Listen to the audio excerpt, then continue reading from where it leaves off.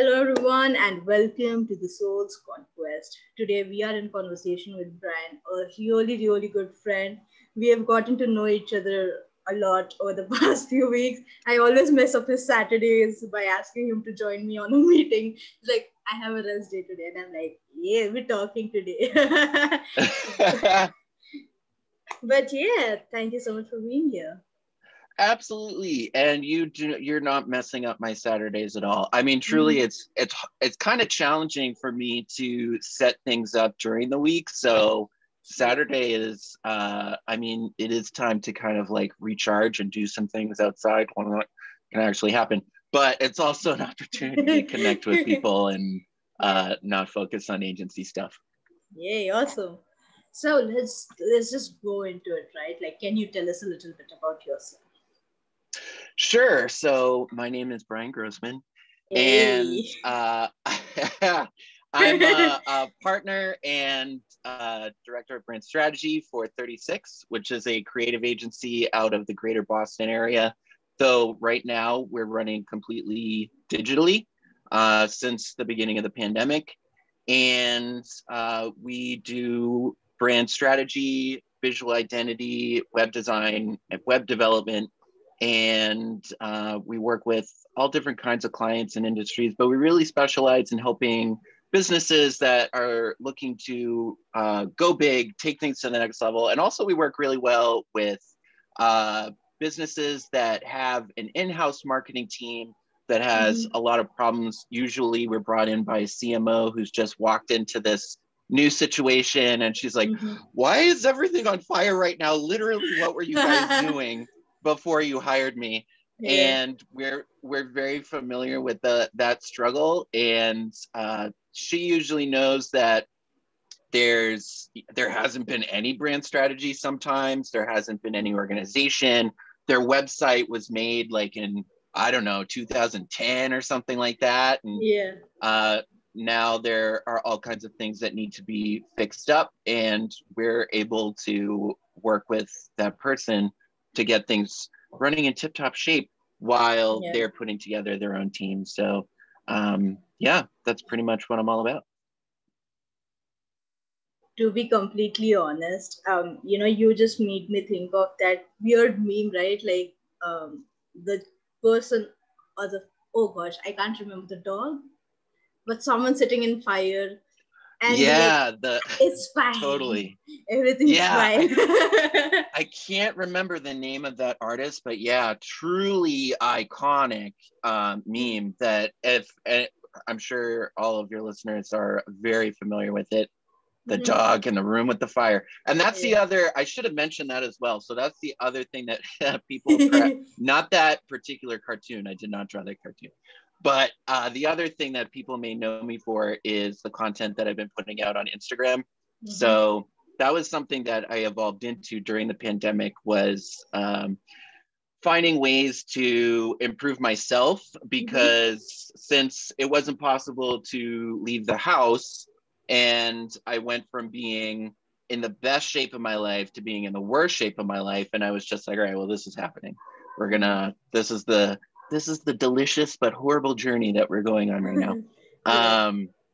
I wanted to improve myself in other ways, and also realized that something that really fulfilled me was mentorship and was helping creatives become better versions of themselves. So the reason that ties into the meme is on Instagram, I put out a lot of content about leading teams of creatives, soft skills, communicating, confidence, mindfulness, burnout, all of these things that are huge problems for someone that's just trying to step into leadership, that is trying to connect with their clients, but they flounder, someone that feels like they lack confidence and perhaps self-validation.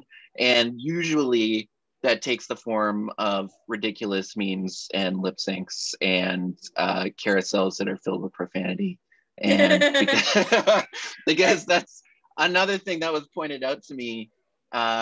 Like I was saying, I did a lot of personal discovery and looking at myself, what I found fulfilling and what I do. And I was talking to all of the designers that I've mentored previously and released into the wild. They're doing amazing things now. And I asked them all what it was that I did well. and what it was they remembered about that experience. And I like telling this story because I like cussing them out a little bit, and I hope they hear me say this. But Yeah. none of them said, "Oh, you made me an amazing designer," and I feel like my skill level is just like I'm so much more capable of producing amazing websites and things. They did say that once I pointed out, well, why aren't you saying this? What's wrong with you? Like, am I not a good designer? So, but no, what they actually did, and they said, no, you're an amazing designer. But what they actually pointed to was feeling validated and uplifted and encouraged, and understanding that getting really valuable critical feedback is not mutually exclusive from kindness, and that it's possible to coach and teach others without being the get on the floor, do 20 burpees, that type of energy. That's not Yeah. how I am.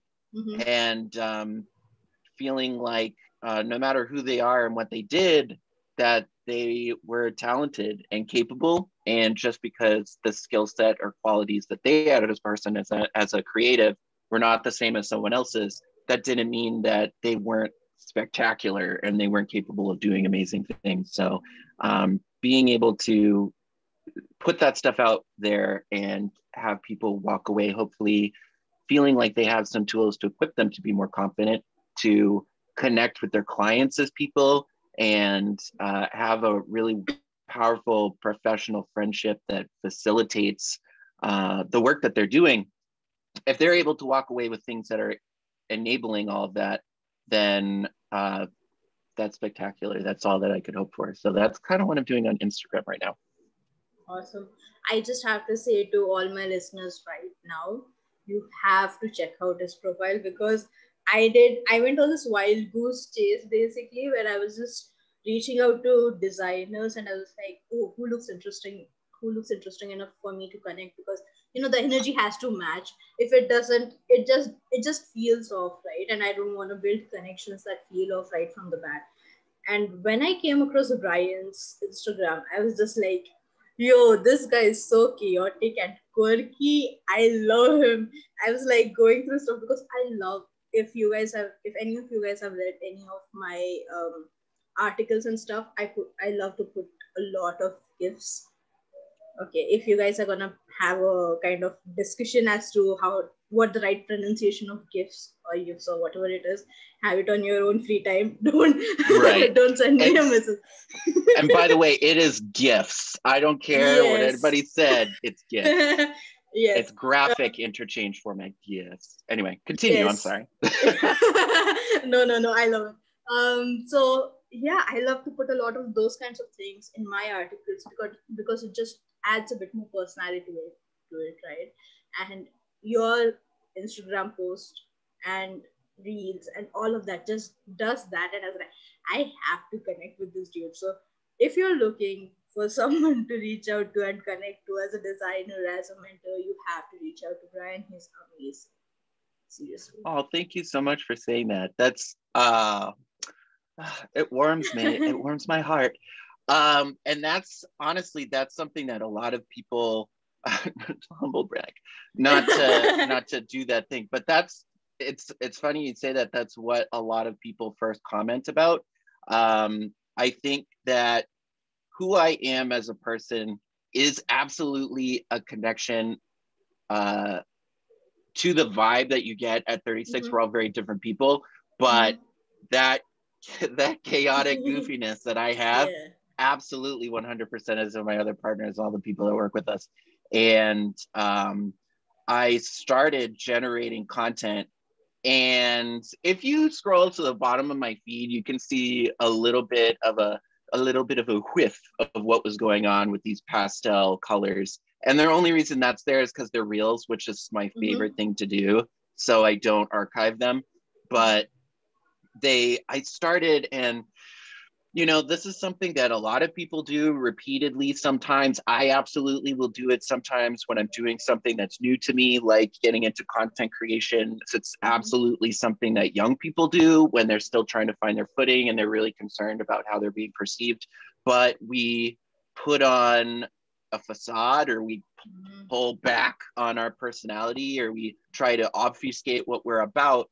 And I absolutely wasn't intentionally doing that, but I like to say that I have these two dials that are part of my personality, and they're both me, they're both part of me, but they're very different. And one side I call the clown, which is that guy that loves to entertain. I love to be the center of attention. I like to make people laugh, because if people are laughing with me, then I feel just like I can't describe that feeling. That just makes me feel so happy knowing that I'm making people happy. And then the other dial is like the counselor yoga guy. And he's just like, he has like a Bob Ross energy. He's just like, hey, everybody, how's it going? Today, we're going to be painting fluffy white clouds. And he's just a little bit more gentle. And it's where all that soft skill stuff comes from. But when I first arrived, and when you see that, there's one particular cover that someone who was a coach of mine not too long ago, he said, what is up with this porcelain lamb that's on this cover image? And shout out to Mario Casada if he hears this. But he was like, this doesn't look like you. What are you doing? Yeah. And I was like, yeah, I literally don't know what I'm doing. And because it was something that was new to me, I dialed that clown all the way down. It was like at a 1, a 2 maybe, on a particularly feisty, spicy day. And then the Bob Ross dial was all the way up to like a 10. And you really need to get like the full unbearable onslaught of my personality. You need to get both of them. This is the weirdest motion. So I had to turn that dial on the left all the way up. That's nobody that's listening to this will understand that, but if you use the video, they'll understand that. Anyway, so you had to turn the clown vibe all the way up. And once that was turned up, people started to respond, and they were just like, you are hilarious. And seeing the weird faces that I make, and I run all my content through this filter, which is, how do I F this up? And by saying that, I mean, how do I destroy this? How do I absolutely blow the expectation of this medium out of context? Like lip syncs as a way of using short form video to talk about stuff that's really sensitive and internal. And I do ask questions, but a lot of the people that follow me don't necessarily want to answer the questions in the comments. They rather go to a DM and be like, actually, this is something I have a problem with, because it's a lot of stuff that's inside of you, and it's a little personal and it's a little vulnerable. And like my carousels, I write them like it's stand-up comedy. My single posts all look like memes. Certainly I'm not the first person to do that. But I feel like for me, being an authentic version of myself is running things through that how do I F this up filter. And I think that was something that ended up becoming very, very important to me in the way that I express myself, because I like healthy people find their own way of expressing themselves. And 36 as an agency is known for that. And we've gotten that feedback before. They like how we care a lot more, we connect a lot more. But I always say, like, we look really good in a boardroom, guys. We look great in suits. We look awesome in suits. But that's not, if that's what you're looking for in an agency, that's not necessarily why you're coming to us. You're coming to us because we're humans, we're real people. You're going to have a good time working with us, and you're going to feel like you're working with somebody that is really, truly invested in you. And I want everybody to be unafraid to, every creative, to be unafraid to arrive in a public setting, not feel like they need to water down who they are, or they need to hide who they are, or be something they're not. We all have stuff to work on. We all have stuff to improve, but the things that make you a person are amazing and so important and so spectacular. And there's no reason for you to be anything other than what you are, because what you are is dope. So, yeah. It's curious, because I actually recorded a podcast session with Mario yesterday night. And it's like, oh, you did? Oh, that's so funny. He's amazing. He is amazing. Like, the vibe that you get off of him, it's just like calms you down. It's like, which you actually told me about it. In one of our earlier Oh, that's right. I completely forgot about that. Yeah, that was why I first started working with Mario, because as you said a minute ago, I have like I'm high energy. I have this electric, I've spoken it, I can't remember who it was, but I said I have like squirrel-like energy where it's Yeah. like, and I'm all over the, and for everybody that's listening without a video, I just went, and I did a ninja move on either side of the frame of the video. It's really cool if you see it in video content, but makes no sense if you're listening. Anyway, but yeah, so I have that really chaotic energy. And I just had all of these things that I was exploring about myself through, again, the pandemic. And I don't even remember, I think I was trying to learn more about other strategists, brand strategists that had a specialization, and Mario focuses, he of course as a coach does mindset, he has the mindset jutsu, and he did an event not too long ago called the Mindset Reboot, which was absolutely amazing. I loved it. But he, as a brand strategist, he works with a lot of businesses that have a connection to sports or fitness, or people that are just into that kind of self-improvement. And I started by asking him questions about that. And when I actually met him and talked to him, like you're saying, he has just like this like energy that's like, what is it? It's like this bowl, an empty bowl with like a little wooden hammer, and you're like ding, and it makes this, you hit, Yeah, and yeah. it just like The clears the Tibetan space. bowls, yeah. Yes, that. And that is him as a human. And for me, working with somebody that I'm looking at, I'm like, I want to be where he is, and somebody that has a contrasting energy that can kind of anchor me a little bit. I was like, this is the guy that I need to help me.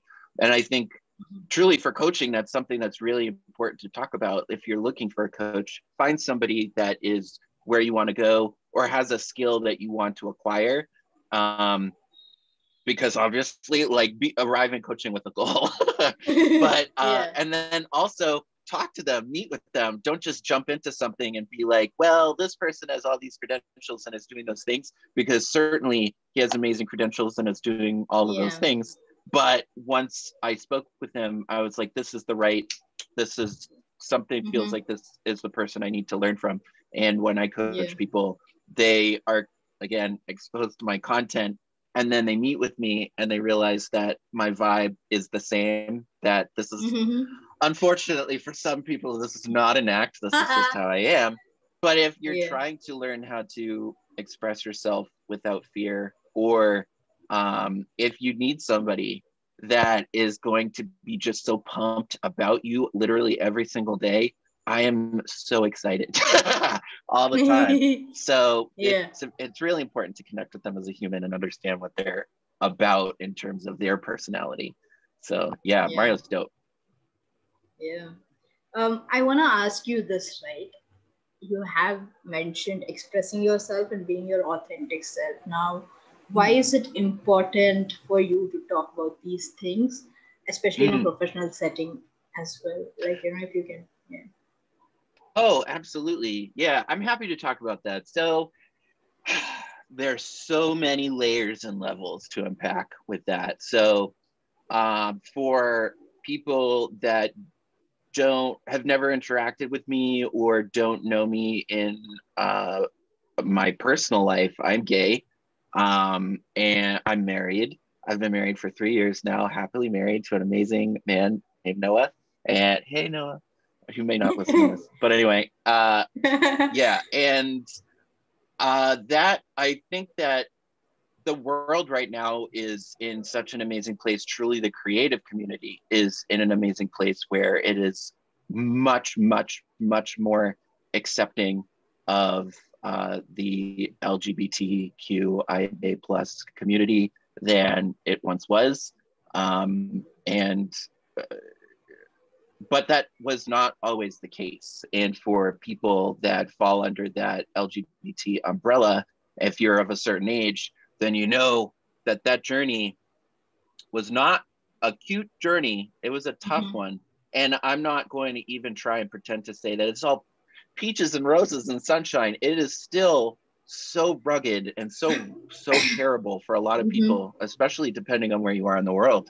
But and I can't, absolutely, bullying was a part of growing up for me. And it made me feel like this is just something that, I mean, I'm not the only one. This is something that you have to hide.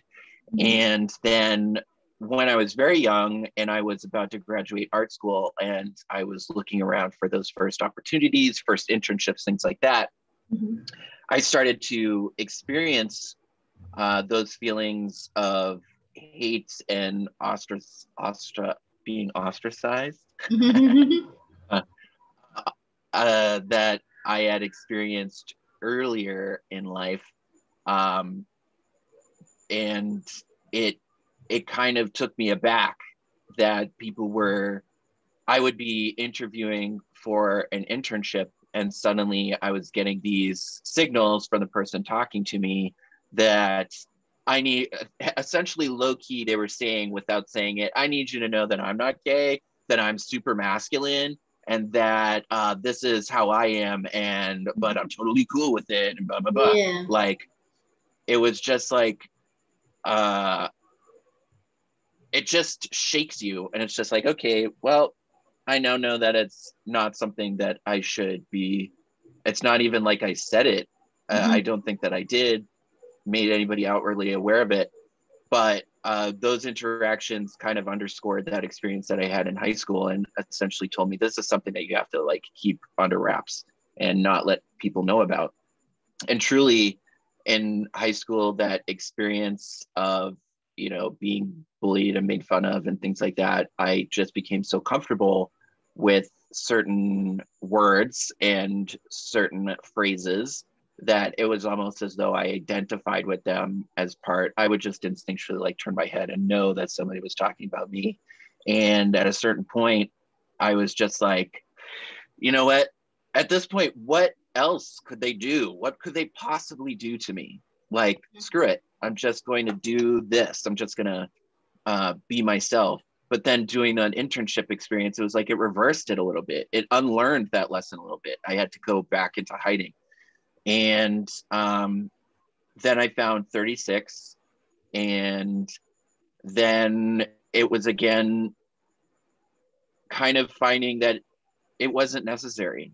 That I was then at the time, when we very, very first started and there were only like 4 of us, it was 4 dudes and it was 3 straight dudes and me, which for somebody like me, like I grew up as a weird kid and a scrawny kid and a gay kid, like that is a fear-inducing experience, having to share space with 3 straight guys because I associated heterosexual men with trauma. And I was like, like I was just so not happy, but I felt like I had to do this thing. The economy was in a bad state. I was like, I just have to do this. I just have to try this.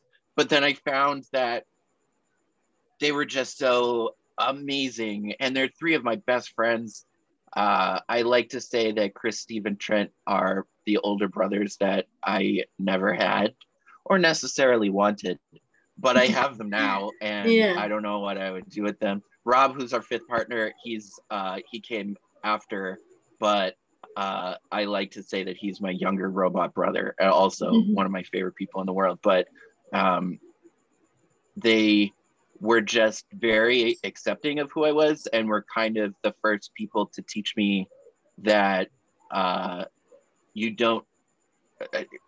they were unlearning some fears that I had. They were helping me let go of that stuff.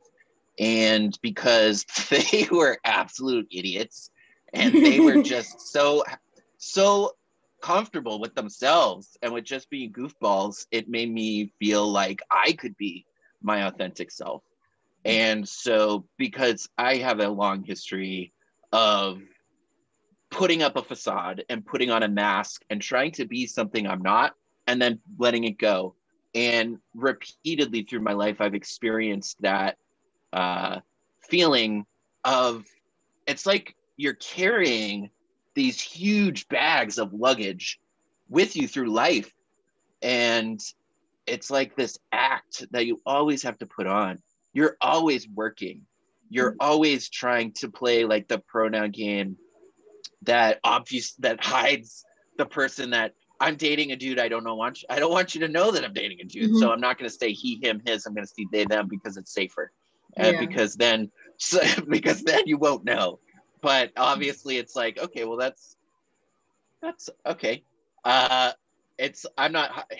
It made things easier for me. Letting go of all of that stuff, letting go of all of that performance is like putting down the huge bags of luggage. It's letting go of this act. It's just such a cathartic release. It makes everything in your life so much better. And I'm not going to say that bringing a fake persona to your professional life is at all the same as pretending to be something that you're not in your personal life at all times, from the time you get up until the time you go to bed. It's not the same.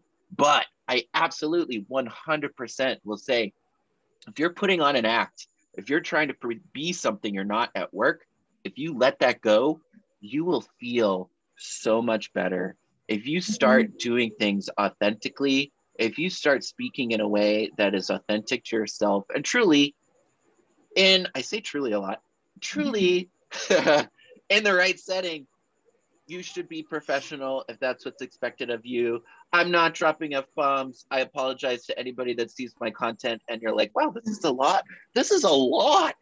This is a lot of profanity. That is true. It is. And I'm sorry. But I feel like if you're gonna speak with personality, use the right word for speaking with personality to your audience. That said, be professional in a professional environment if that's what your audience calls for. But you can do that and be true to yourself.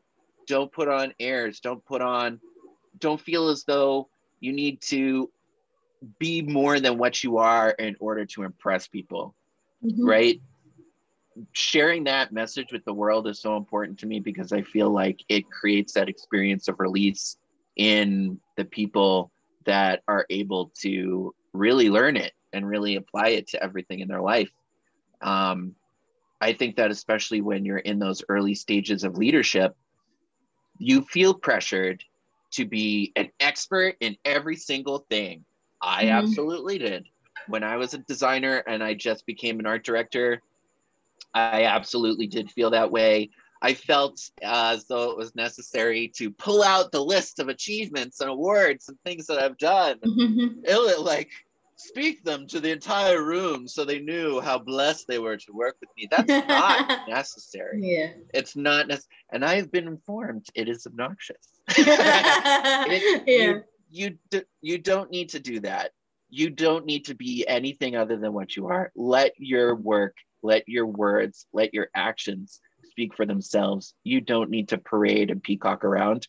And that's another thing, that when you're just stepping into the leadership roles, if you can let that go and be seen for who you are and do things that are allowing you to be seen for your achievements and what you bring to the table, again, such a feeling of release that you don't need to constantly fight for recognition and validation.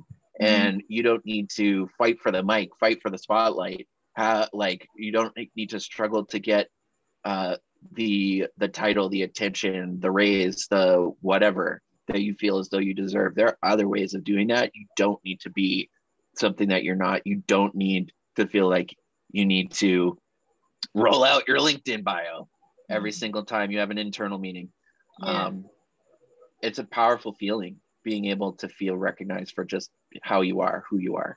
Yeah, it is. Thank you so much for sharing that part of your journey. And you know, okay, so I had a very weird experience with my sexual orientation. Before I came out as bi, I was like, oh my god, I might be gay. Yo, this, that, like, it's like, oh my god, I want to explore and experience and this and that. And after I came out as gay, I don't know what happened. There was like, or not gay, like bisexual. I don't know what happened, but there was this switch that in some weird form I started to feel things. It's like, I don't know if I'm comfortable sharing this part of myself with the entire world, because now it's real. Now it's out there. Now it's real. And God, it took a lot. It still does, to be honest. Like, there are still days when I'm like, you know what? Let me just go back and hide inside the Yeah, closet and be like, I'm safe. No one knows who I am, and I'm right. protected. But it has to be, like I've started to be more mindful of my experience and realize that the more I fear, the more I give power to the people that I'm afraid of, and I don't want to do that. So that. Yes, absolutely. Oh my God, what an amazing thing to say. You're giving power to the people that hate you. Don't Mhm. focus on the people that hate you. Focus on the people that love you, Yeah. right? Don't, Hmm. it's not your responsibility. If you, Hmm. the burden of education is something that some of us choose to take on because we want to. It is, Hmm. you do not have to, right? Hmm. It's an arduous thing. And also, like you're saying, especially when you first come out, and truly this is also relevant for other things beyond just our personal identities. You're sharing something that is vulnerable with other people, and that means that there is a chance that people would hear it, will not like it, and they're going to respond to it with cruelty. Hmm. And that's scary. That takes bravery. And we Hmm. do need to be careful with what parts of us we want to share, right? Every single detail of your life, um, you don't need to spill out on the table. But when Hmm. it comes to things like personal identity, sexual identity, you don't need to just flip on the switch and just like jump out of the closet and be like, Yeah. here I am. A lot of Yeah. people do. And I think for a lot of people, that's easier today Hmm. than it was once upon a time, right? Coming out looks different for everyone. I Hmm. will absolutely say that I did the same exact thing that you did when I first Yeah. came out. I needed Yeah. to kind of do a phased approach Yeah. where the people that were closest to me, it was important for them to know. And then it kind of like rippled outward until the point where it was part of everything. I like needing to constantly identify who you are is just like exhausting. Hmm. The feeling as though you need to constantly come out repeatedly through your life every time you meet someone. Hello, I'm Brian, Okay. and I'm a homosexual. Like that's Yeah. so exhausting. Nobody wants to do that. Nobody's going to Yeah. do that, and I don't. Yeah. There, when it comes like if I'm going to share details about my life because it's relevant, I am, and that's when it happens. But um, it's no different than any heterosexual person, Hmm. bisexual person, whatever sexual person, wherever you lay on the spectrum of all the many beautiful possibilities there are. Um, it's just what it is. And it's, if you aren't comfortable doing something a certain way, do not feel pressured to. It is your life, it is your identity, it is your Hmm. world. And it is a scary thing to do at first. So you don't need to jump right into it. um, you need to be careful with who you hand your heart over to, because some Hmm. people are cruel with it, are going to abuse it, are going to mistreat it. And I think that that truth is relevant to other experiences that are exceptionally sensitive. And I think those are the things that are sometimes parts of us we don't share with the world. Hmm. And that's fine. You don't, there are some things that are yours Yeah. for you. I will say, however, when it comes to identity, you will feel so much better if you just are who you are, because there's nothing wrong with who you are. Yeah. And nobody should need to hide that. Everybody should be able to live their truth, and Yeah. everybody should be able to just be what they are. So, Yeah. yeah. Kudos to this conversation. We diverted a lot from what we wanted to speak about, but this was such a good diversion. I would do it any other Mm-hmm. day. Like, if I could make this podcast completely about LGBTQ, which I was planning to originally. Mm, really? Yeah, yeah. It's really important. I mean, it's not something that I put out in, I mean, it is part of my content. In my Mm-hmm. descriptions, you'll Yeah. see I talk about myself. And Mm-hmm. very recently, there was a very specific post, which was about dealing with people that have just difficult personalities, people that are just hard to work with. What do you do when someone is creating a lot of conflict?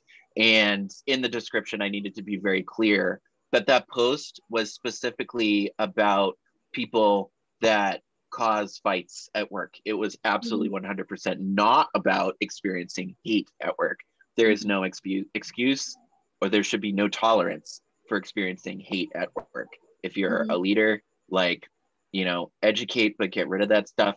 If you are in an environment that is toxic, you can find someplace else. I know that there is a privilege that comes with having the financial freedom of being able to just walk away, but make moves to remove yourself. You should not be subjected to that. Speak to the people that can make change. If you can't make change yourself, if nobody is making change, blast it on Twitter, leave, get out, right? Let people know. You deserve to be treated with respect, everybody 100%. And so that was an instance in my content where I needed to speak to that, because that was part of my past. And at school, at jobs, I've had people say things. I've had, not at 36, of course, but I've had customers say hateful things to me. I've had people say terrible things to me. And when you're in those moments, you are sometimes kind of like, it's confusing because you feel like you're in a safe place being at work. And when it happens at a safe place, it's disarming. You don't know what to do about it. You don't know how to talk about it. And somebody that is a straight person isn't necessarily going to step in and speak for you. You know, you aren't necessarily always going to have an advocate or ally nearby to take care of things for you. And so in those moments, because you perhaps are just used to experiencing hate, you're like, okay, you just keep going, because you just feel like this is a burden that you have to hold. It's like, well, it's not the worst thing I've heard. So you don't say anything about it, you keep moving. And in that particular post, I spoke about that experience that I had and what it felt like, because it was important to distinguish between what the carousel was about, which was how to diffuse conflict and work with those situations, and hatred. But it's not something I speak about in my content, because it's not part of my mission as a creator, but it is important for people to know, because it's part of my story, and it's part of what informed my process and my method. And I think it's also important to know, because people, one of the things that people sometimes ask me for help with is public speaking, or talking in front of crowds, or presenting, doing it with a lot of personality, creating content with an authentic personality. And they're like, why is it so easy for you?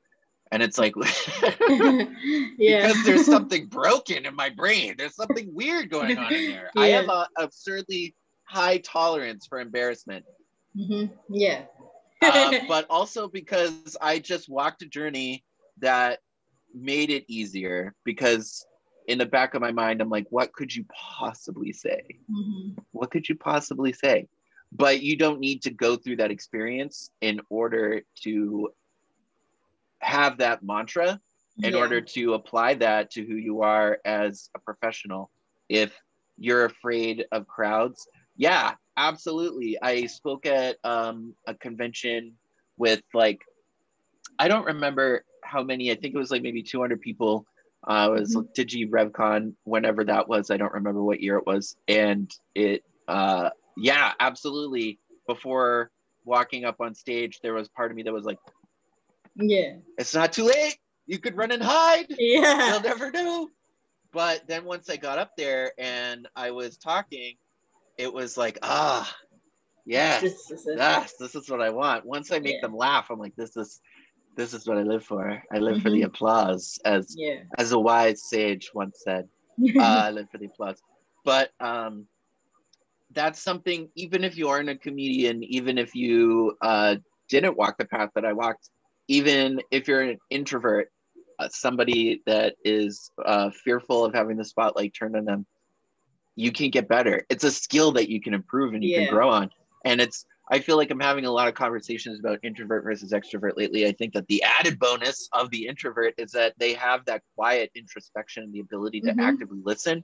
Yeah. And if you combine those two together, the ability to speak with charisma and command attention and own a room, and then also the ability to facilitate quietly and turn that dial up and down and be able to thoughtfully listen with empathy, but then also have something magnetic about you, because we all do, and make people just really excited to work with you and listen to you. That's an amazing skill. And so my background is part of how I do that, but it's not a requirement. It's something that anybody can take on. So yeah. And I love this. I just want to highlight this one thing that you said, like every Tumblr girl does, writes it down again in a different font and makes it bigger. If you are in a toxic environment, remove yourself from it. That's it. Don't stay there. Your mental health is so much more important than your financial health. This is something that my mom always says, right? Like, if you live today, only then can you think about the future or tomorrow. So, and it's not as drastic. Even if it's not as drastic as that, your mental health is still important. If you want to earn good money, be sure to be in a safe space where you're not constantly of a lot of things and trauma and PTSD and stuff like that. So completely. And I mean, like I said before, there's a lot of complexities to that problem. For some people, it's not easy to just pack up their stuff and get out because they are just starting out or they don't have the means to be able to go without a paycheck. There's privilege that goes along with the financial freedom to be able to just call it quits and be like, you know what? F this S, I'm gonna get out. Like that's something not everybody has, but you need to recognize that there are some things in us that we can improve on. There's some ways that we can each be better for the people around us, for our teams, for our clients, for the people that we love in our personal lives. There are nobody is perfect. And some of those things are things to fix. Others are not. Others, the things intrinsic to who you are that make you a person are beautiful. There's nothing wrong with them. If you are experiencing hate because of those things, if you are in an environment that is irrevocably creating an experience that is hurtful to your mental health, if you're like, I know that you talk a lot about burnout. If you're in a place where you're constantly telling the people over you there's something wrong with the workload, or there's something wrong with communication, or there's something we're not setting the right expectations, something is going on, but we can't keep up this pace. I just can't. I'm going to bed at 2 a.m. I'm getting up at 5. Like, I can't do this. I'm crashing every weekend. And if you're saying these things and you're saying, this is the line, I can't do this anymore, and the person over you is saying, well, you gotta. Or you're saying like, oh, well, we'll work on it. Or, oh, we're trying. That's something that is a them thing. That is not a you thing. If you're experiencing hate about who you are, that is not a you thing. That is a them thing. Like, those are situations where you need to extricate yourself from that scenario, and you need to move on. If it is not now, then start making moves to make it possible, right? Because you know what you need in order to be happy, healthy, and to thrive. And you should not accept less than that. What you said, it struck a chord with me, and that's because I recently put up this on my IGTV as well, that there was this place that I was working in, extremely toxic, and I was under so much workload. I was not taking care of myself. My mental health was in shatters. Because before that, I had just gotten out of a traumatic experience, and it took me one entire year to get out of panic attacks and anxiety attacks. And the fact that this workplace that I was working in was able to bring all of that up again, and it wasn't even as traumatic as the thing that I had experienced, but I was still having constant panic attacks and anxiety attacks. I was like, I think I need to think about this. I think I need to Mm-hmm. reevaluate where I am in my work life. And, I actually quit. I was like, I know I am not financially stable right now. It was, Mm-hmm. if you look at it from the money or monetary perspective, it was the worst decision to make at that time. But I was like, no, I am leaving. I can't do this. And the Mm-hmm. worst thing was, when I told my boss that I wanted to quit, there were a lot of bribery kind of things happening. Like, let me increase your Mm-hmm. paycheck. This isn't going to happen again. Don't worry. And when that didn't work, and I was like, no, man, like, it's all right. I don't want more money. I don't want to sit and experience this for another 2, 3 months. I'm a quit. They were like, okay, but you need to get like a prescription from your therapist telling me that you are actually going through this stuff. And I was like, what? Why do I Yeah, have to that's justify my mm-hmm. trauma to you just so that you can let me Mm-hmm. quit? And I was like, yeah, I'm going. Bye. It's like I left as soon as I could. That's good. Yeah, that's crazy. And I mean that leaving, whether it's right, is a choice everybody needs to make, but that was brave of you. And I'm so happy for you. I'm so happy that you were able to have the courage to do that. It's Mm-hmm. a decision, like I said, everybody needs to make for themselves, whether it's right.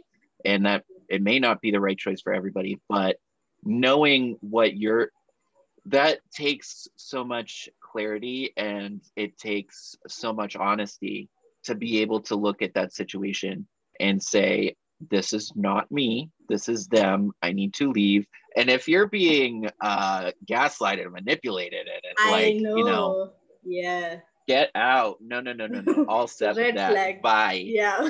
Yeah, hard stop, get out. Yeah.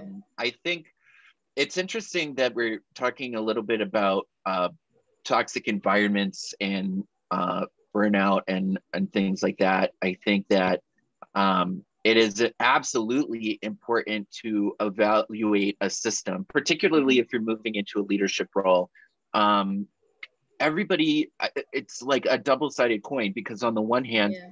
the situation is creating these pressures and these difficulties, but on the other, there needs to be a culture of honesty where each individual can also speak up and say, I cannot do this. Yeah. Because when you have a big team, it's sometimes hard to be able to see every single thing for every Mm-hmm. individual person and understand that something's going wrong. If you're a good leader and you really genuinely care about those people, then you do your very best. But Mm-hmm. we all also need to take ownership of saying what's right for us and being like, this isn't okay. And don't I am also one of those people that I like being nice. It's nice being nice. It's nice being kind. It is. Yeah. And it's easier. I like it's easier to pack in a bunch of words and be like, hey, I don't know if you have time right now, but if whenever it's convenient for you, like I don't Yeah. want like uh don't pack in all that stuff. You can be candid and kind. Be like, Mm-hmm. hey, can I have a quick talk with you? Because I feel as though I'm experiencing this. Talk Mm-hmm. about the experience. Talk about you and your feelings and make it clear Yeah. that this is about you and not the other person. You are getting right to the point. You're saying exactly what you need and you are asking for help. This is assuming that you're not a leader or you're in middle Yeah. leadership and you have to need to go up above you. But it's like every individual person needs to say what they need, as long as you are not making it about you're doing this Yeah. Yeah. or because we are like this, Mm-hmm. right? It's not about someone else, it's about your feelings. If you are Yeah. doing it that way, you can be candid and kind. You don't need to pack in all of those words, the fluffy stuff that Yeah. makes us feel a little bit comfortable talking about something weird Yeah. that removes clarity, right? Mm-hmm. Because Mm-hmm. that's the thing, is I'm sure a lot of people listening to this who are nice guys and gals Me. and individuals saying like you pack in all the fluffy stuff because you Yeah. don't want to make waves, you don't want to hurt feelings. Yeah, yeah. They know that they've probably had the same talk with someone like 3 times, and they're like, I just don't understand why something's not getting better.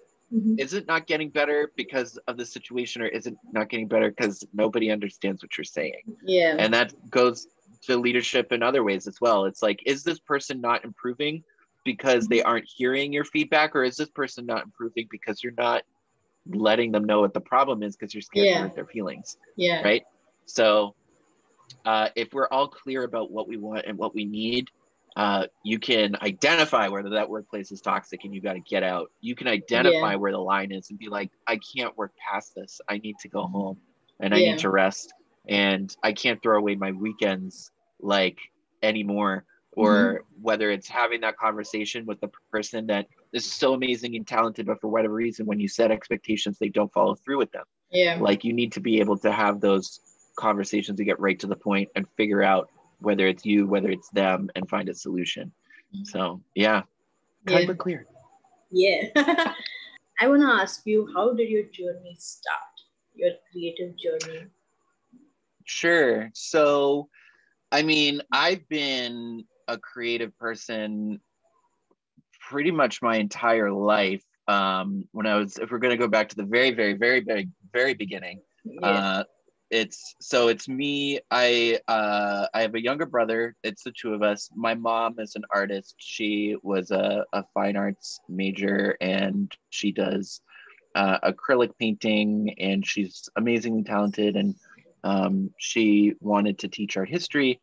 And while she absolutely encouraged both my brother and I to create, my dad is an engineer, by the way. And so it was interesting that they had two kids that were kind of like a mixture of both an artist and an engineer. So they had one designer, which is like heavy portion of art, lower portion of engineering. And then they had, like, my brother started as a robotic engineer and now he's a civil engineer.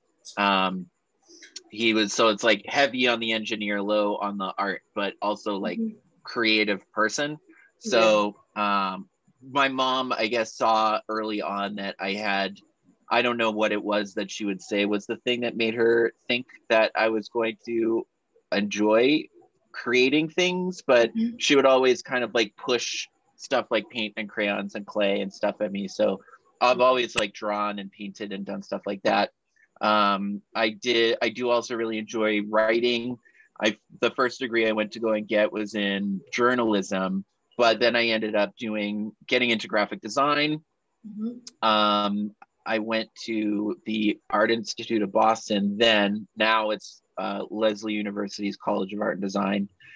And the curriculum that they had there was, I can't speak to what it's like now, but at the time, it was really about thinking about all of the problems and all of the systemic things that are going into design. So not just thinking about the aesthetic or craftsmanship qualities of design, but it was thinking about the underlying problem and goal, what you're doing is going to create. So absolutely, there were classes focused on each of those things, but they even really called the program I was in just design. It wasn't graphic design, because they wanted you to be able to leave with the ability to critically think about things and design whatever, plan whatever.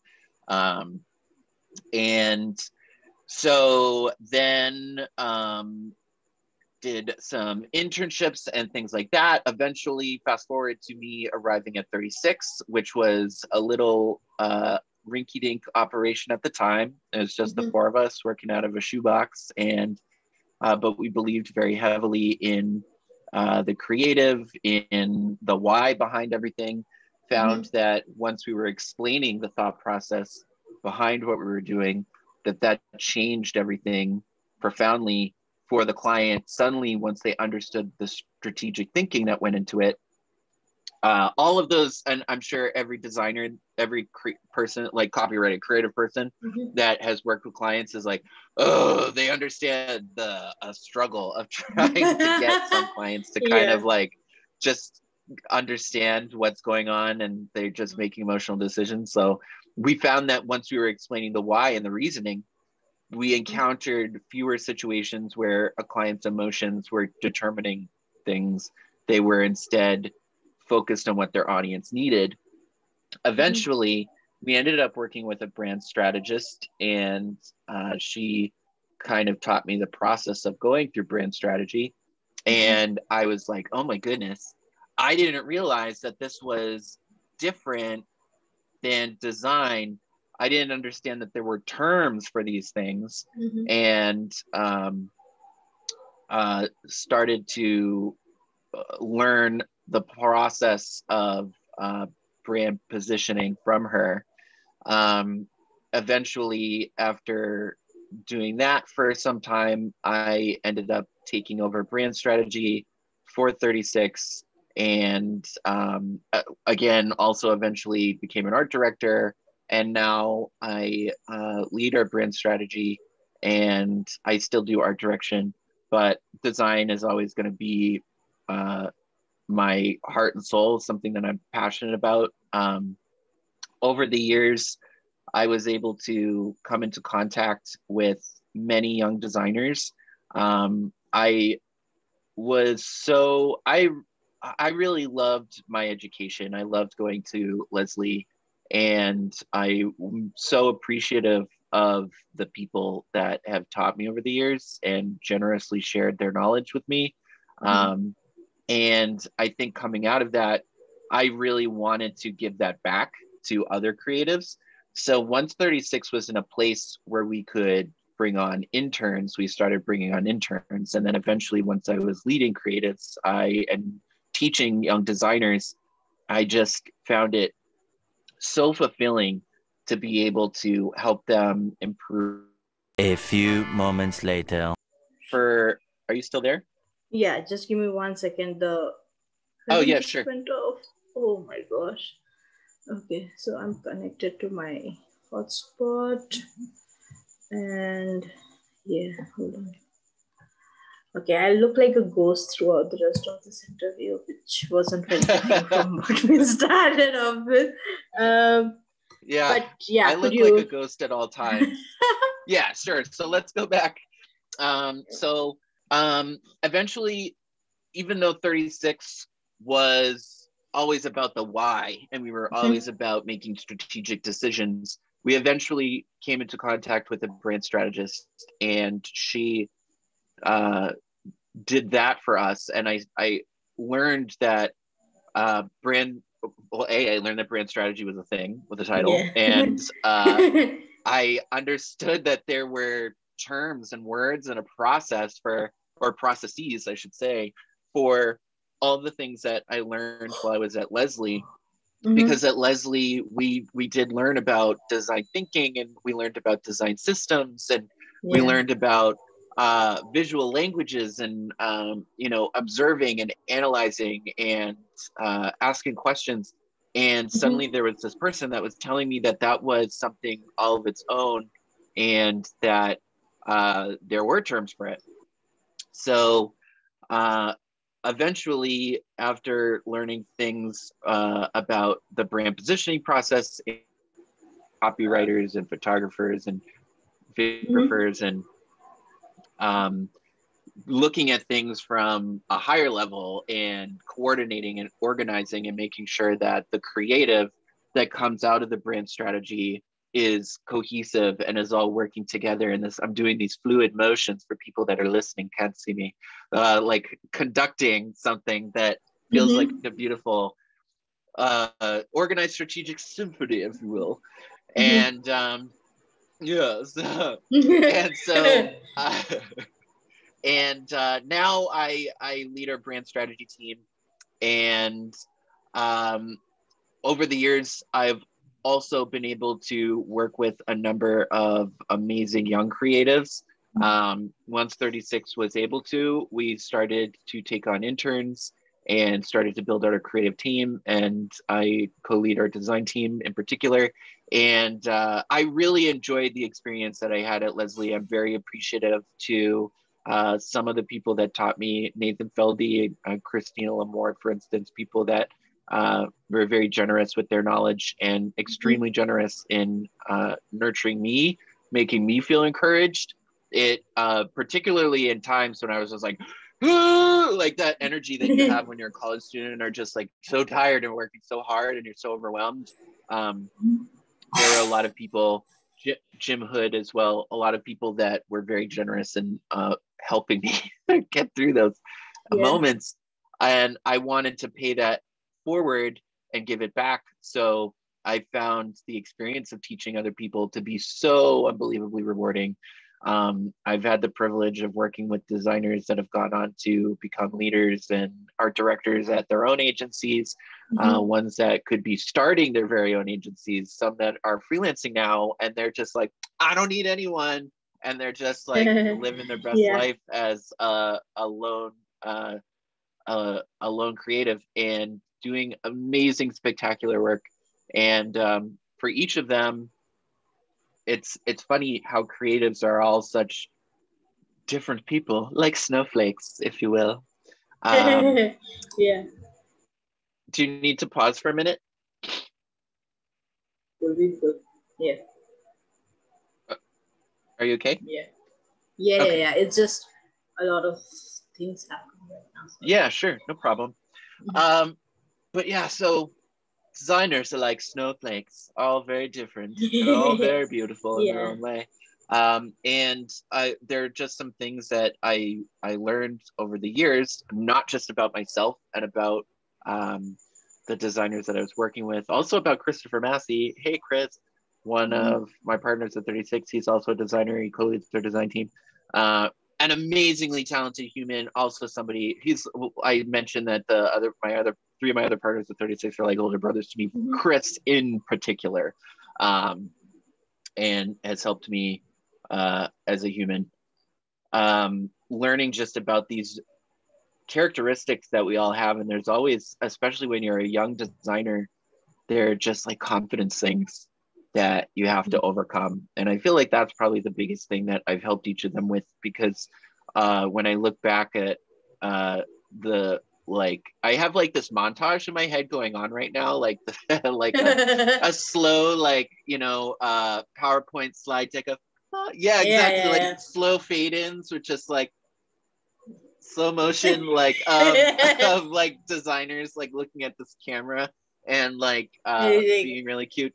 Like I see all their faces when I think of each of them. They're all so amazingly different, but in their own ways, they all really needed to be encouraged, feel validated, and to overcome these confidence things, and just realize that they had something really special and really amazing to provide to the world.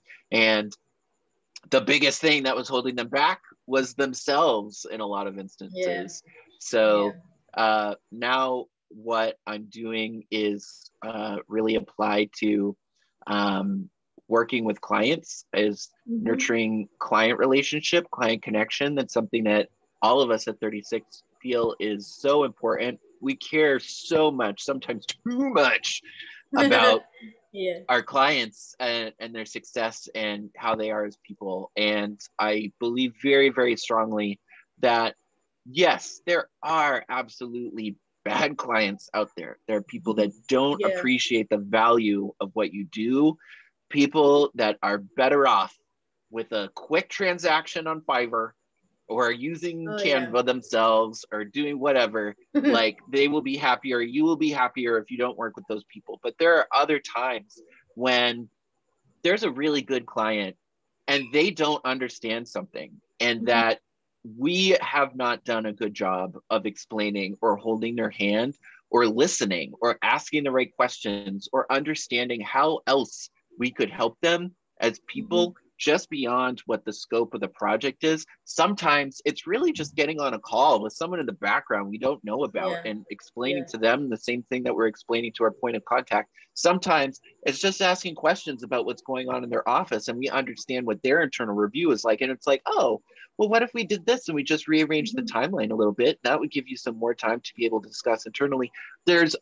I just feel as though there's so many times when we could be doing something else that can completely change someone that we perceive as being problematic into being our biggest fan.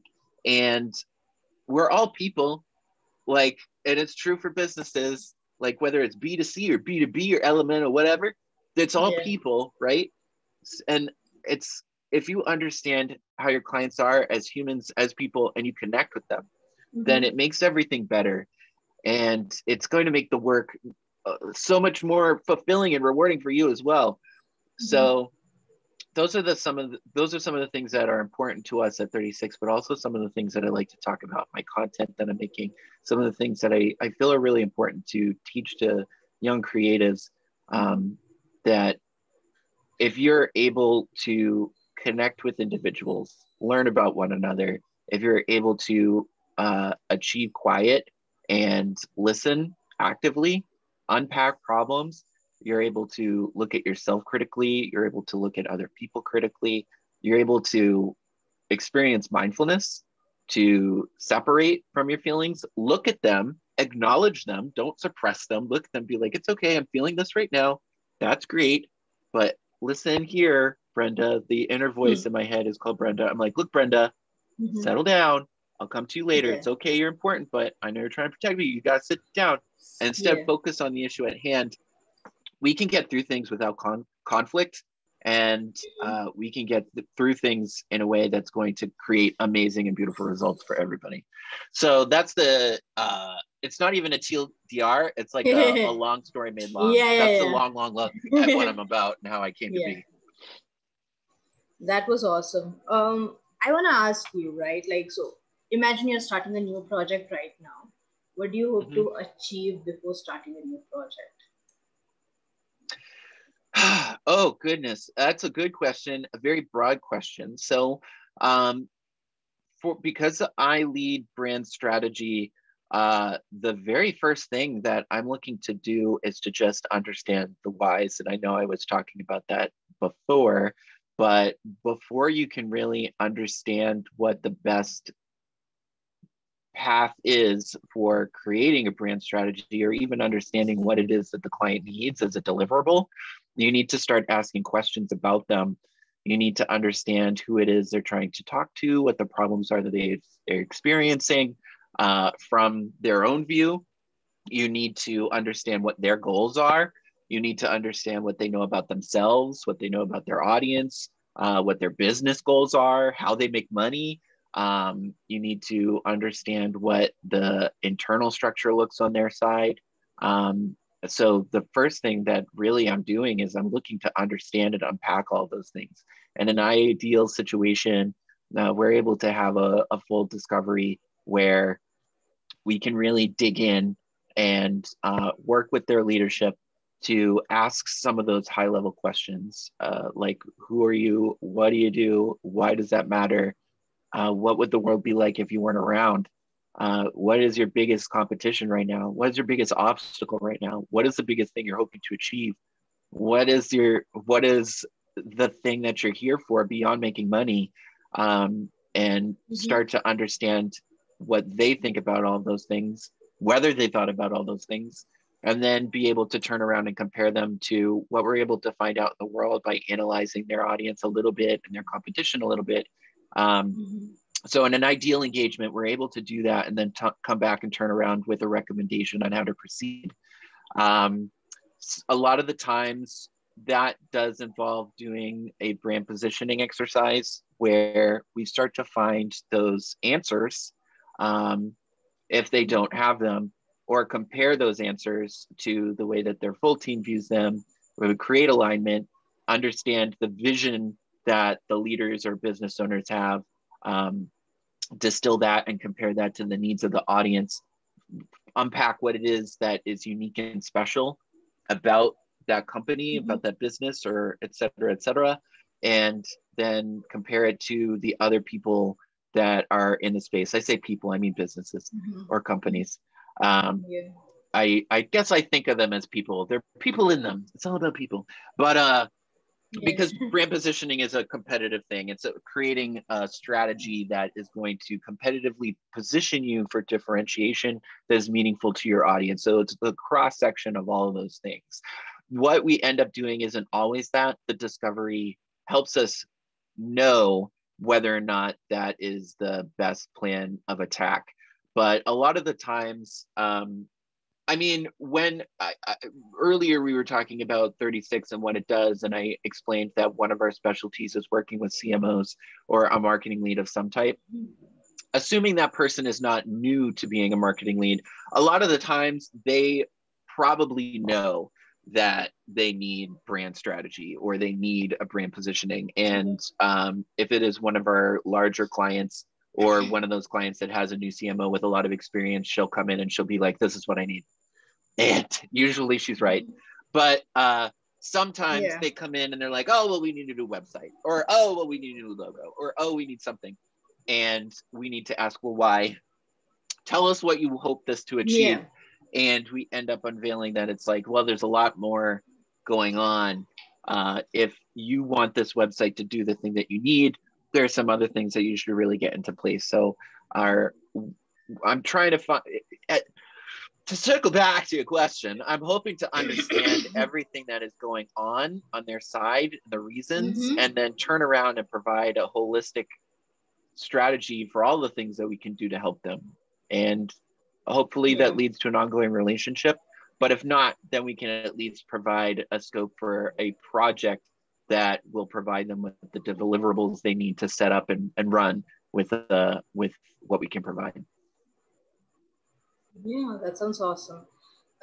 Now, what do you hope to achieve people who are viewing your project post-completion will feel like?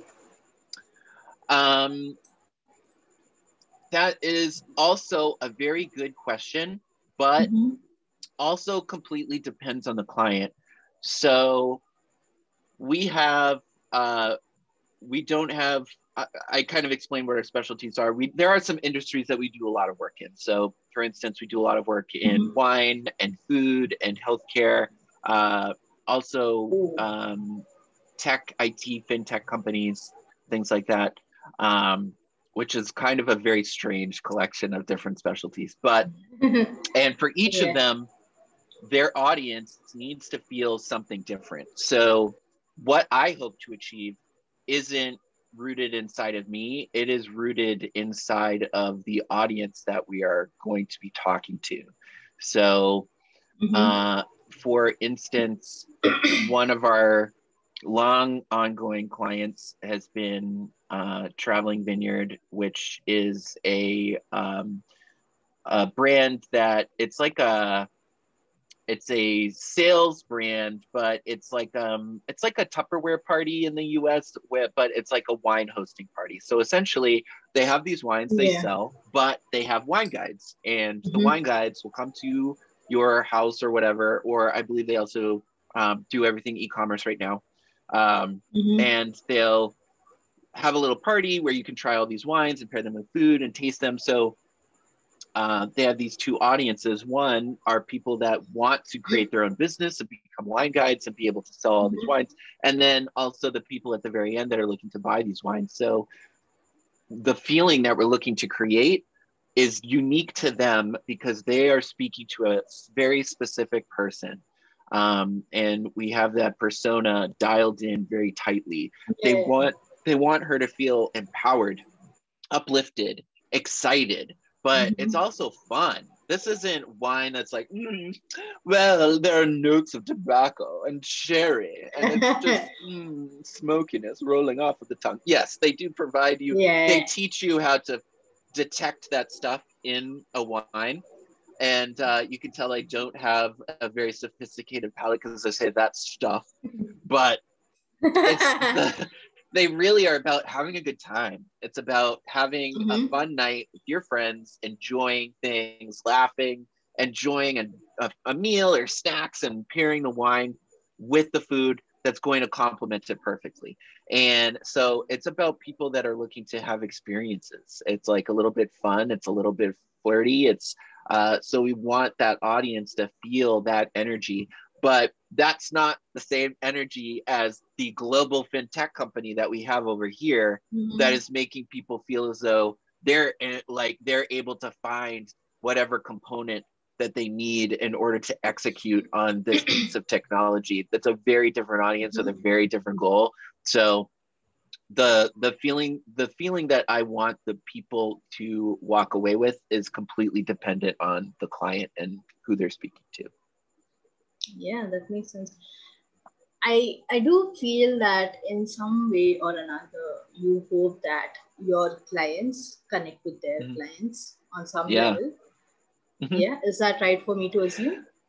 I hope so. I think so. If we're talking about 36 clients, then I do feel as though the businesses that we tend to work with align with us in values in some sense. Because like I said, we're not the agency for everybody.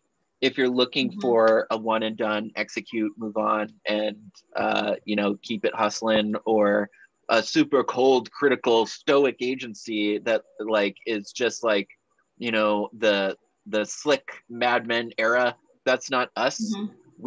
If you are looking for a partner that's going to hold your hand and help you and mentor you, and somebody that is going to like get so unbelievably invested that we just take it as like this personal mission in order to succeed, and we're going to be a lot of fun, but we're going to keep it a little bit loose and casual in conversation. So parental warning, no, we don't swear all the time. I'm just saying that sometimes. Anyway, if you're looking for someone to connect with, that's us. So we attract like-minded people. To that extent, I do feel as though many of them want that connection with their audiences, right? I think that Tonneson is another one of my favorite companies. It's an accounting firm, but it's like 36 if it was an accounting firm. They are extremely professional. They always look very, very sharp. They do not cuss like we do. Cuss also, by the way, is an ugly word. Cuss, not like that. They are, but they're similar to 36 in that they provide very genuine connection to their clients. I feel like every time I go to their offices, it's like everybody knows who I am. I probably stick out because I'm the only person not wearing a suit, but they know absolutely who I am. And I'm so excited to see every single one of them because their energy is like ours. So yes, for them, absolutely. But I can't create a blanket statement for all the clients. I will say, however, for the people that I coach, I do hope that that is what they're able to achieve. That I hope that I'm able to provide them with the tools that they need in order to create a deeper connection with their clients. Again, though, it really depends on how they are. If that's not something that you're interested in, if you're not looking to connect with people, again, I'm probably not the best person to work with because empathy is, everybody's exhausted with empathy, but I'm sorry. Empathy is a big part of what I do. Soft skills, absolutely, are probably the biggest thing I have to teach. Connection, is absolutely rooted in what I have to share with others. So I think for each of the people that I coach as well, and all the people that I've mentored, 100%, whether you're looking to connect with people on a team that you want to lead, or whether you're looking to connect with your own clients for your business, that is absolutely 100% something that I want to pass on to you. This is a fidget spinner. You just saw that in my hand. Pass on to you. Yeah. I want to ask you, why is it important? Why is empathy important for you as a creator? Well, like we've been saying, people are at the root of everything. Even if you are a strategist that's working with B2B clients, what is a bee? What is a bee? But filled with people. But bees are filled with people. Businesses are filled with people. If we all are working in our little dark rooms with our cameras on, and we keep our cameras off and we don't ever turn them on for our little meetings, our little remote meetings, then yes, empathy may never come up. If you want it to be purely transactional, get your money, keep it running. If you feel like you can succeed on that, then go for it. Good for you. But I feel as though when you're working with people, you need to understand what's going on with that person. That if you are only focused on yourself and you're only focused on your feelings, as a leader, you're going to be ineffectual. You're going to be a boss. You're not going to be a leader. If you are not concerned or interested in what the people on your team are feeling, if you're not concerned or interested in what your client is feeling, then you're only going to have the most superficial of interactions with them. You're not going to be able to motivate them on a higher level. You're not going to be able to encourage them on a higher level. You're not going to be able to achieve really profound results for that client unless you understand what they're feeling, what they're thinking, what their problems are. You're not going to be able to ask the discovery questions that you need to ask in order to uncover all the problems that they need to solve, but perhaps are unable to articulate or perhaps they don't know about. I think that also it's not sufficient to live in that little dark box if you're a leader. If you want to actually be a leader, you have to be present and you have to be accessible. And that's a harsh reality for some creatives that are kind of making that transition into leadership. They believe that, well, I've got the skills and I've got the talents and I've done the sites and I've done the logos and I've done all the things. I've earned this. Everyone should follow me and should do what I say. Unfortunately, talent and skill, hard skills, are only part of it. Truly, you don't need to come from a particular discipline necessarily to be an art director or to be a creative director.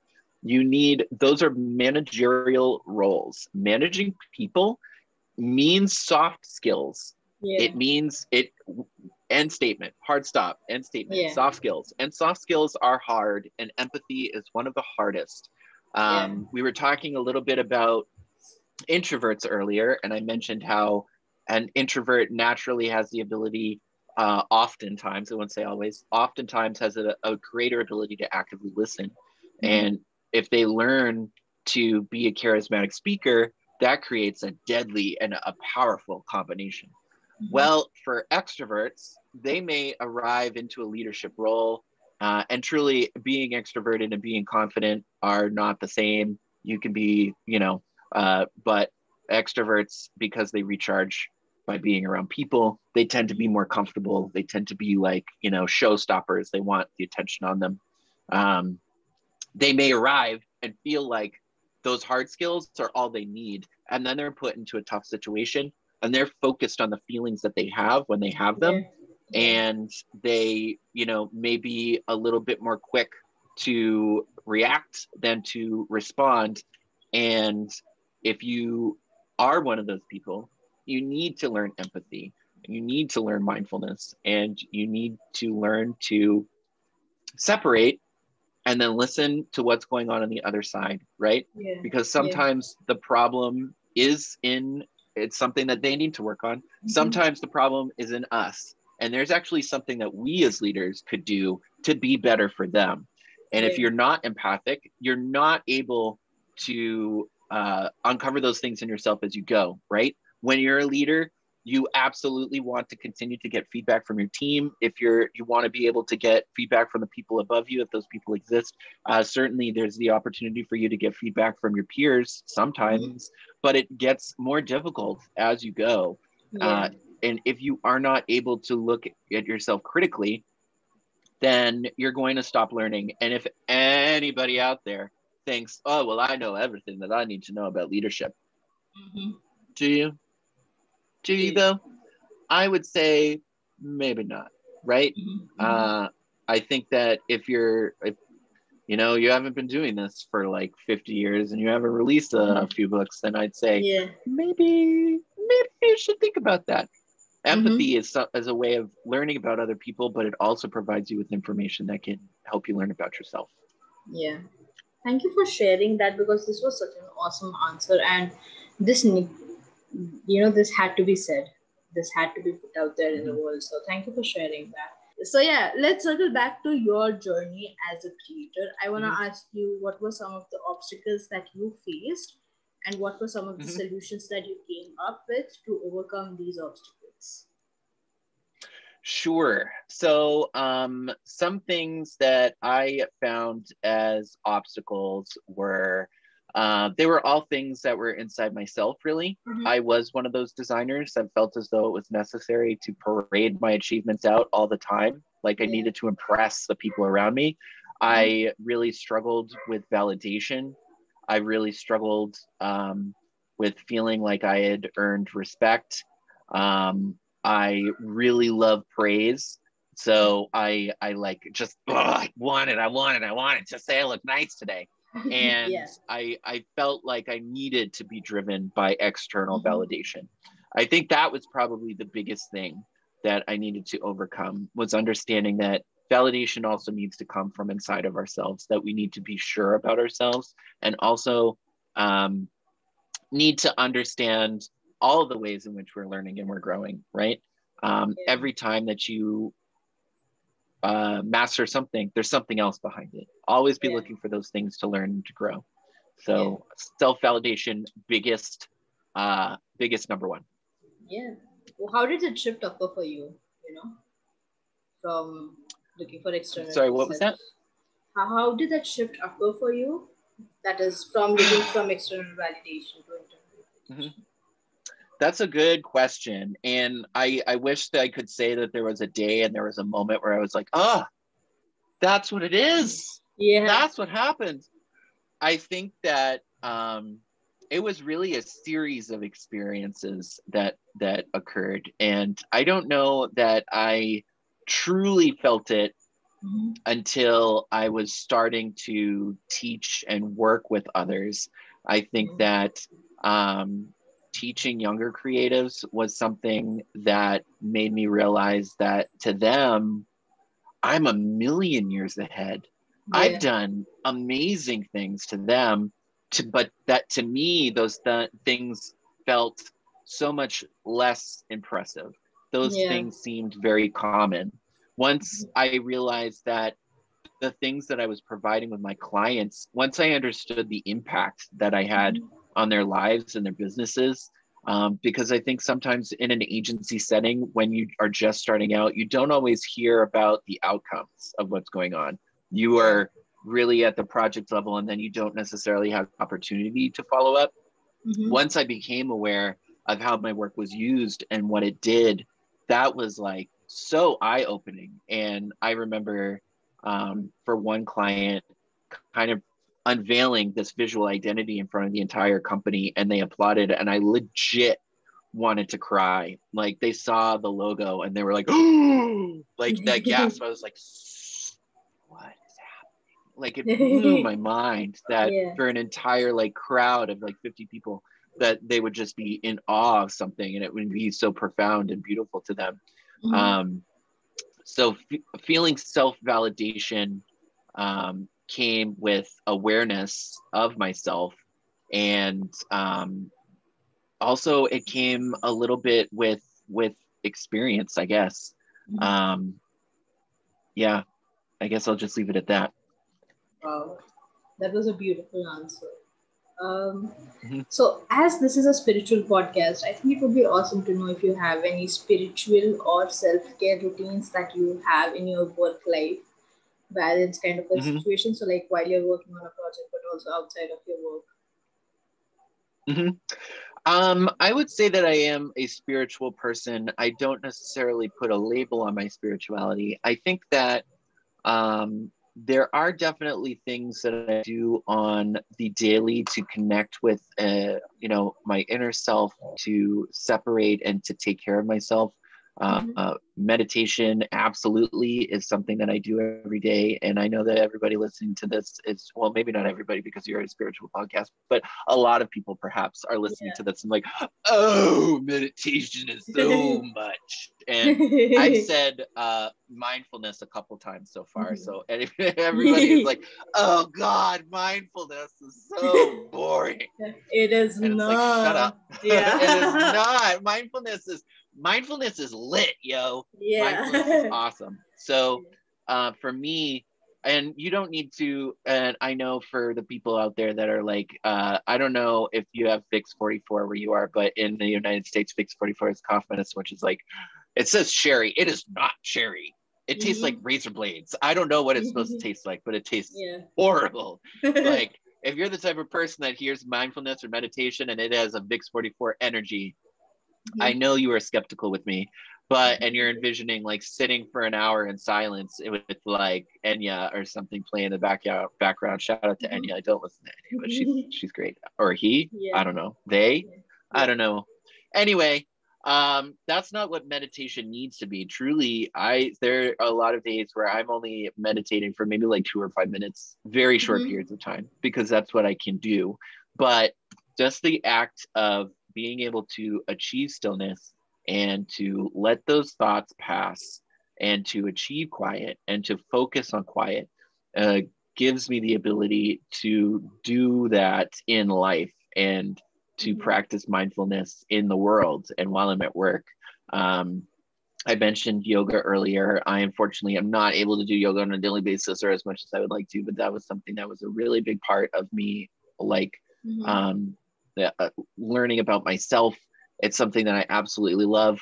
And for anybody that is struggling with bringing meditation into their daily routine or even your weekly routine, like you don't need to do yoga either. If you work out, try working out and then you meditate for a couple minutes afterwards.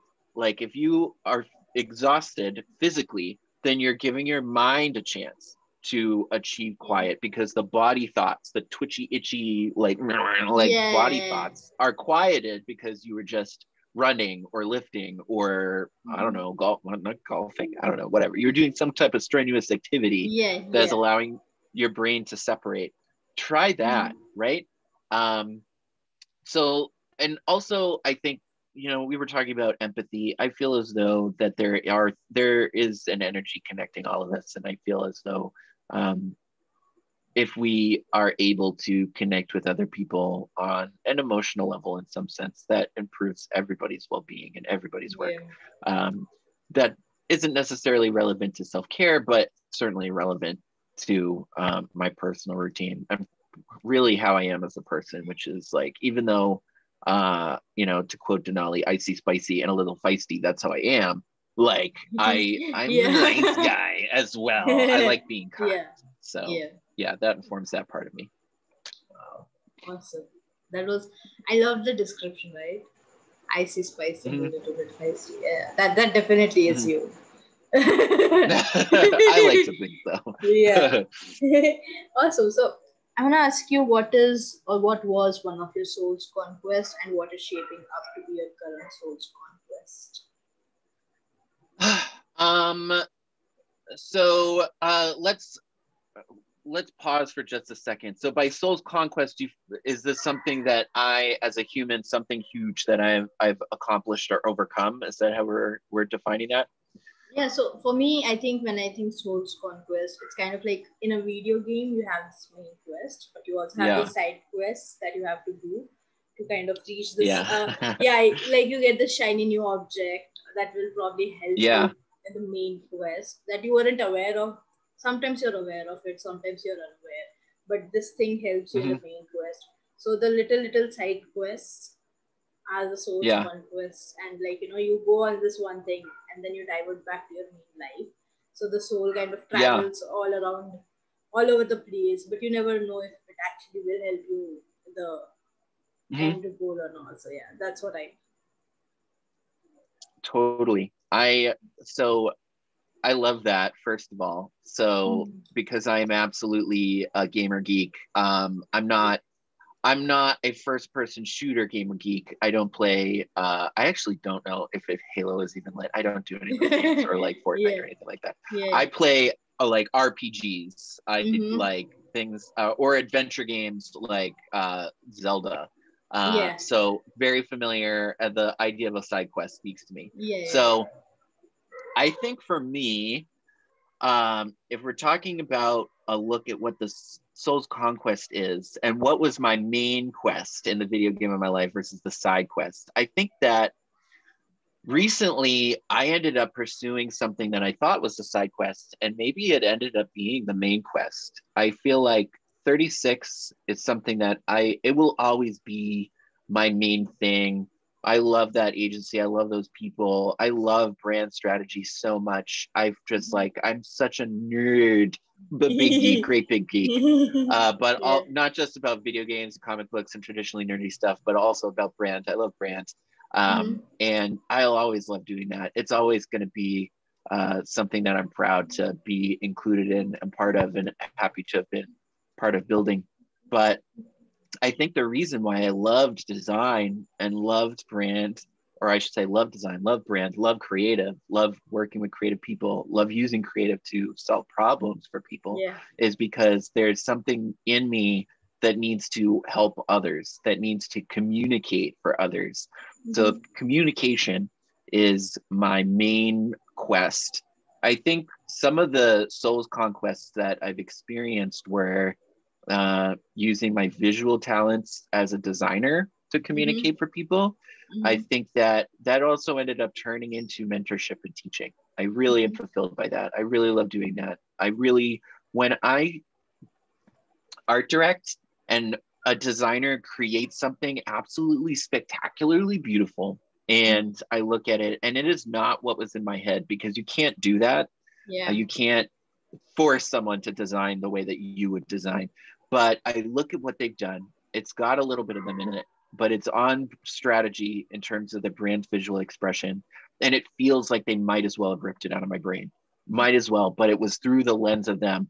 That is so rewarding creatively in a different way. And I can't describe it any better than that if you haven't experienced it. But it's so fulfilling because I know that they achieved something personal because they feel an ownership over it as a creative, like they created it, they produced it.